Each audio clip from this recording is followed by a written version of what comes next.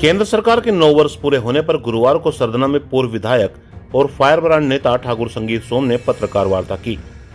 पत्रकार वार्ता में उन्होंने केंद्र सरकार की उपलब्धियों का बखान किया। कोविड वैक्सीन, सड़क निर्माण और रैपिड रेल जैसे कार्यों को प्रमुखता से बताते हुए उन्होंने मोदी सरकार की जमकर सराहना की। इसके अलावा उन्होंने पूर्व की सरकारों पर भ्रष्टाचार में लिप्त होने के आरोप भी लगाए। उन्होंने भरोसा जताया कि पूर्व की भांति आगामी चुनाव में भी जनता की पहली पसंद भाजपा ही होने वाली है। जैसा आप लोगों ने देखा है कि 2004 से 2014 तक 10 साल रिमोट कंट्रोल से चलने वाली एक सरकार रही, जिसने देश को बिल्कुल गारत में ले जाने का काम करा और देश के 10 साल बेशकीमती बर्बाद करने का काम करा। 10 साल में देश में नहीं, दुनिया में जो देश की, भारत की स्थिति थी वो हम सबसे कोई छुपी हुई नहीं है। मौन रहने वाले प्रधानमंत्री, रिमोट कंट्रोल से चलने वाले प्रधानमंत्री, देश विदेश में जो देश की हालत खराब करी, महंगाई चरम पे, लोगों को खेती करनी मुश्किल हो गई थी, व्यापार करना मुश्किल हो गया था। लेकिन उसके बाद हिंदुस्तान की महान जनता ने 2014 में नरेंद्र भाई मोदी जी के नेतृत्व में हिंदुस्तान में एक मजबूत सरकार बनाने का काम किया। आप जानते हैं कि फर्क इतना है कि कांग्रेस के टाइम में उनके प्रधानमंत्री खुद कहते थे कि हम 1 रुपया दिल्ली से भेजते हैं तो 15 पैसा लोगों तक पहुंचता है। लेकिन आज जो सरकार है वो 1 रुपया दिल्ली से भेजती है तो लोगों की जेब में 1 का 1 रुपया पहुंचता है। मतलब 85% का कमीशन खाने वाली सरकार थी, आज 100% लोगों को देने वाली सरकार है। हमने पोलियो, टेटनस के टीके 50 साल तक देश में नहीं आए। हम पश्चिमी देशों पर निर्भर रहते थे।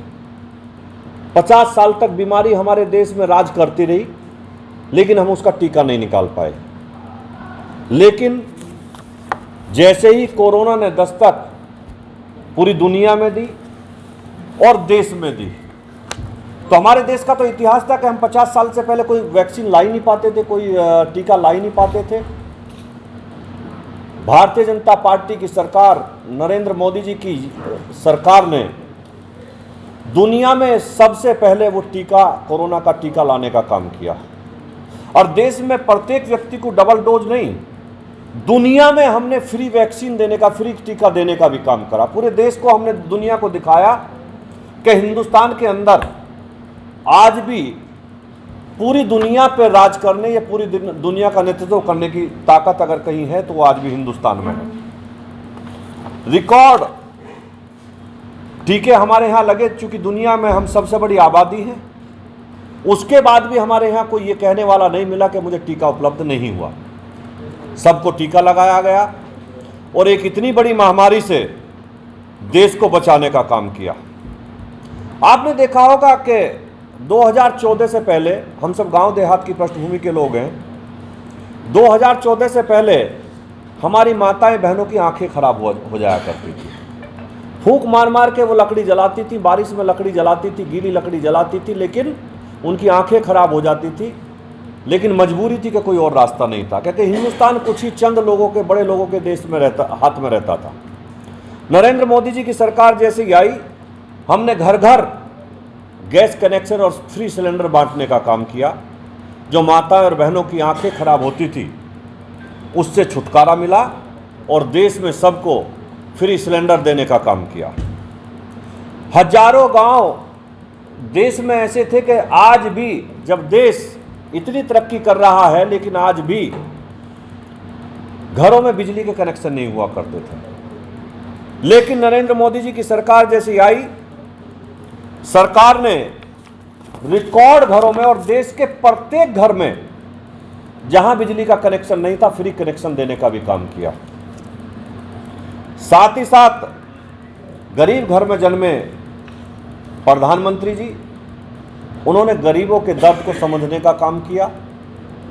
5 लाख रुपए तक की बीमारी के लिए इलाज हिंदुस्तान में आपने देखा था कि लोग 10,000 के लिए भी इंतजाम नहीं होता था, आदमी मर जाता था या तो इलाज की अभाव में, या अपना घर गिरवी रखता था, अपनी ज़मीन गिरवी रखता था, तब इलाज कराता था। लेकिन देश के यशस्वी प्रधानमंत्री जी ने हर व्यक्ति को 5 लाख तक की बीमारी का इलाज फ्री करने का व्यवस्था करी और आज देश में अच्छे से अच्छे अस्पताल में गरीब व्यक्ति भी आज अपना इलाज करा रहा है। आपने देखा होगा one nation one ration card से हर महीने 3.5 करोड़ से ज्यादा परिवार आज उसका लाभ उठा रहे हैं। आगे अगर हम चलेंगे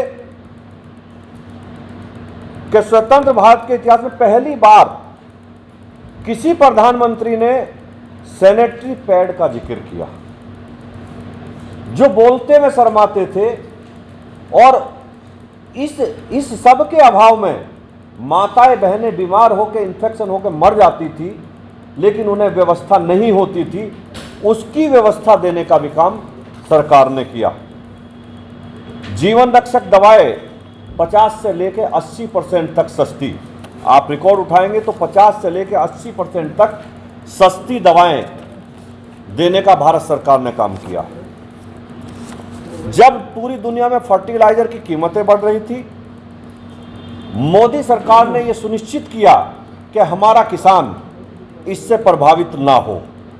सरकार ने बोझ उठाया और 2000 करोड़ की सब्सिडी देकर 14% की सब्सिडी देकर लोगों को राहत देने का, किसानों को राहत देने का काम किया। अब 11.4 करोड़ किसान सम्मान निधि पा रहे हैं प्रदेश में। फसल बीमा के अंतर्गत 1.4 लाख करोड़ रुपए का क्लेम किसानों को मिले हैं, जो अभी तक मिल चुके हैं। माइक्रो इरिगेशन सूक्ष्म सिंचाई से करोड़ों किसानों की पैदावार बढ़ी है, जिसकी व्यवस्था सरकार ने तेजी से की है। किसानों की मौसम पर निर्भरता कम हुई है। समाज के हर वर्ग को अपना हक और सम्मान मिलता रहे, इसके लिए हमारी सरकार प्रतिबद्ध है। महिलाओं को सशक्त करने के पुराने कानूनों में अभूतपूर्व सुधार किया गया। हर क्षेत्र में महिलाओं को बढ़ावा दिया गया। बिना भेदभाव देश को आगे बढ़ाने की नीति के कारण आर्थिक रूप से वंचित वर्ग को आरक्षण दिया, ताकि प्रगति में भी सहयोगी हो सके। पिछड़े वर्ग के अधिकारों को सुरक्षा प्रदत्त करने का काम किया। मोदी सरकार ने यह सुनिश्चित किया कि पिछड़े वर्ग को अपने सपनों को साकार करने के लिए हर संभव मदद व सहयोग मिले। दिव्यांगजनों के लिए अवसरों का नया आकाश खोला गया। क्या आपने कभी सोचा था कि वही देश है, वही तंत्र है, वही संसाधन है, लेकिन देश में शानदार परिणाम दे रहे हैं? ऐसा क्या कि 6 दशक में जो नहीं हो पाया वो 9 साल में भारत सरकार ने करने का काम किया। पर्यटन की दृष्टि से आपने देखा होगा कि उड़ान जैसी व्यवस्था, सुविधाओं के कारण देश में पर्यटन की आज स्थिति क्या है।